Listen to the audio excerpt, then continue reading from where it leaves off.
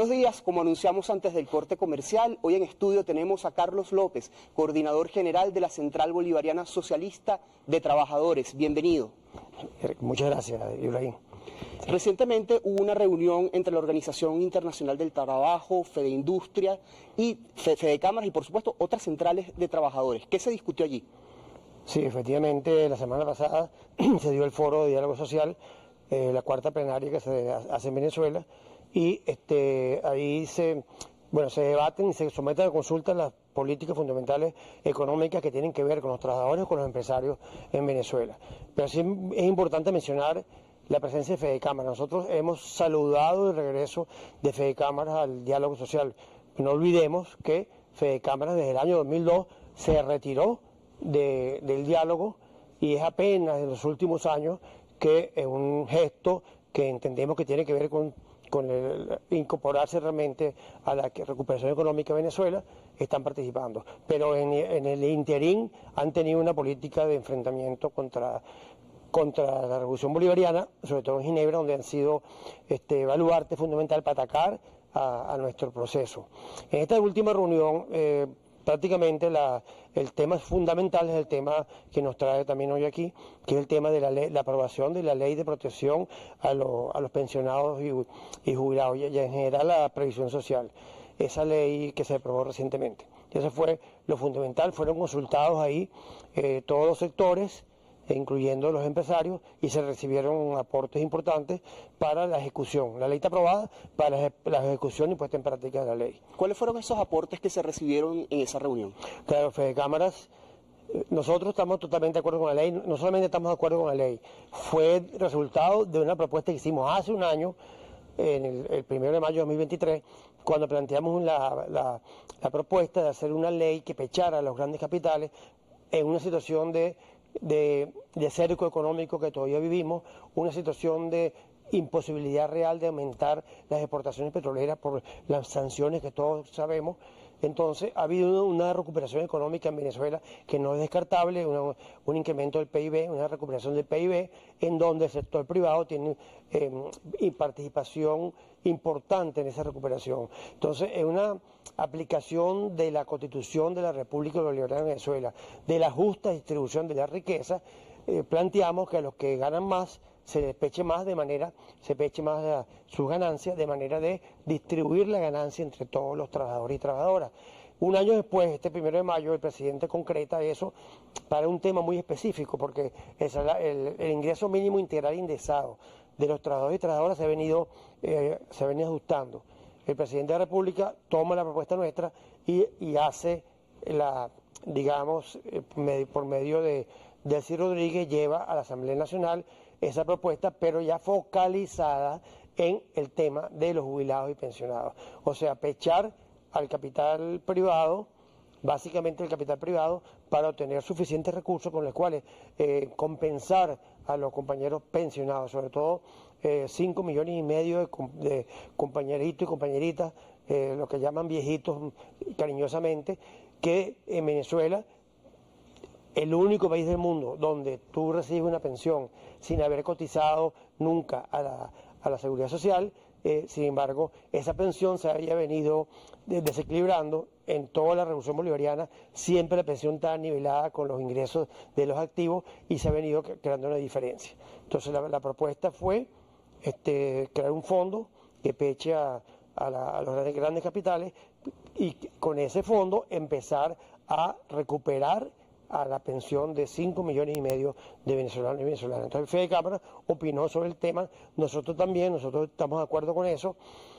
Ha habido divergencias, pero creo que sobre la marcha se pueden ir corrigiendo. Fedecámaras propone que el aporte máximo sea de 6%. Sí. Hay opiniones que dicen que un aporte mayor podría desestimular la creación de empleo formal. ¿Cuál es su consideración? De todas maneras, hay que tener cuidado porque la mediática opositora ahí mismo dijo que el 15% era una barbaridad. No es 15% tajantemente. La ley aprobada dice entre 0 y 15%. Entre 0 y 15, y puede haber un nivel de flexibilidad que queda en manos del presidente de la República en consulta, obviamente, y ahora con el foro de diálogo social con mayor razón, en consulta que permita determinar el valor. Fedecámara plantea 6%. Eso es discutible, o sea, puede ser más que eso, pero lo importante es que podamos de esos recursos, y desde luego eso obviamente las empresas más grandes son las que van a cotizar mayor cantidad de recursos absolutos y las empresas pequeñas sería mucho menos. Entonces estamos cumpliendo el objetivo de que a mayor riqueza, lograr su justa distribución. A mayor riqueza, trabajar porque se distribuya entre todos los venezolanos y venezolanas. Y esto es, quiero mencionar un tema, ¿no? Esto es expedito, esto es rápido.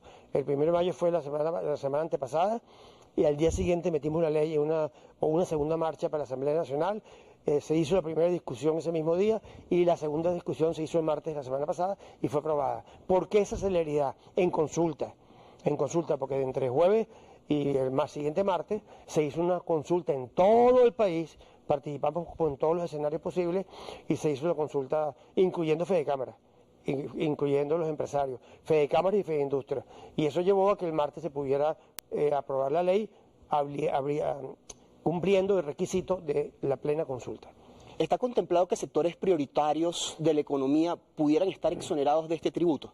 La ley contempla excepciones. Las excepciones las determina el presidente de la República en consulta. Esas excepciones, ya abre camino a la posibilidad de que algunos niveles de excepción para que no alejen las inversiones extranjeras, por un lado, o pudiera ser algún sector específico productivo nacional que tuviera excepciones o flexibilización en cuanto a la cotización, pero sí está planteada las excepciones. ¿Cuál es el camino que se debe transitar para recuperar el salario? Bueno, en cuanto a, básicamente, la Central Bolivariana ratificamos nuevamente que después de este proceso de bárbara agresión, 10 años de medidas coercitivas unilaterales, 10 años de ataque interno endógeno contra el salario mediante la hiperinflación y mediante incluso el desabastecimiento programado, que generó que nuestra clase trabajadora y nuestro pueblo sufriera enormemente las consecuencias de esa agresión, hemos venido logrando estabilizar varias cosas. Una es la inflación.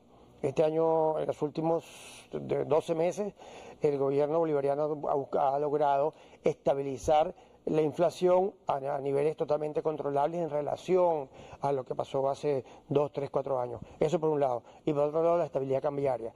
Pero básicamente la Central Bolivariana ha planteado que tenemos que levantar la producción fuertemente en todas las áreas, en donde el sector productivo fundamental debe ser el de la producción social, ¿verdad? La producción social, sin descartar todo el esfuerzo que hace la empresa privada que están haciendo esfuerzos importantes y hay que reconocerlo, siempre que respeten los derechos de los trabajadores. Entonces, levantar la producción que nos llevará a generar un nuevo modelo económico, y que tiene que romper radicalmente con la dependencia del petróleo, con lo que hemos llamado el rentismo petrolero.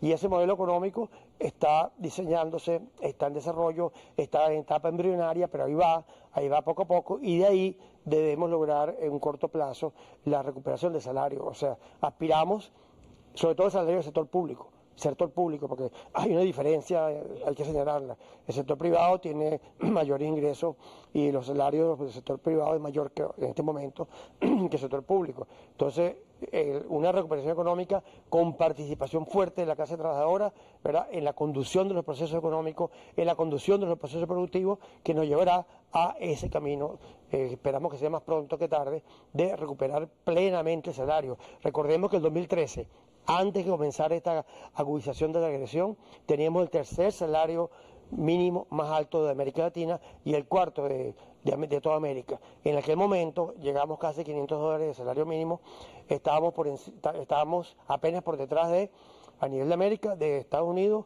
Argentina y Brasil. Estábamos por encima de Canadá en aquel momento.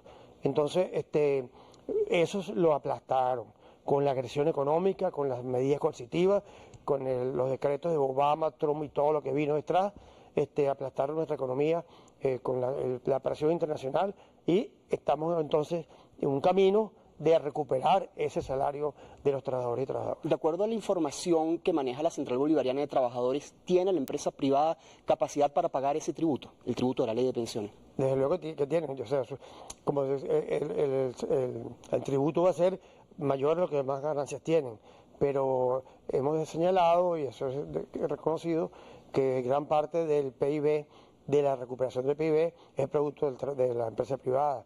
En los últimos 30 meses, casi tres años de recuperación del PIB. Entonces, desde luego tienen capacidad. Lo que sí, ellos señalan que va a generar caída de empleo. Bueno, vamos a ser garantes de que eso no genere caída de empleo, porque es clave mantener el nivel de participación ahorita en la clase trabajadora de empleo, y para eso estamos nosotros totalmente alerta, vigilantes de que eso no suceda. ¿Cuáles son esos sectores de la economía que mayormente contribuyen a la recuperación económica? Bueno, señalan los estudios, hay 3 o 4 sectores que han tenido recuperación.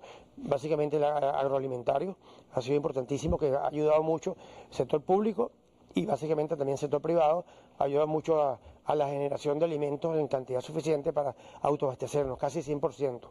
Casi 100%, y sobre todo en la pandemia logramos subir mucho eso. De lo que consumimos de alimentos se produce en Venezuela. Entonces, agroalimentario, tecnológica, comunicaciones y tecnología, y la parte de comercio, todo lo que se ha llamado la economía de bodegones, que bueno, genera un nivel de crecimiento, un nivel de circulación de moneda, y eso hay que señalarlo.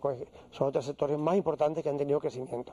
Pero tenemos que buscar un esfuerzo global, sobre todo para levantar la industria, y para eso tenemos que vencer el cerco internacional.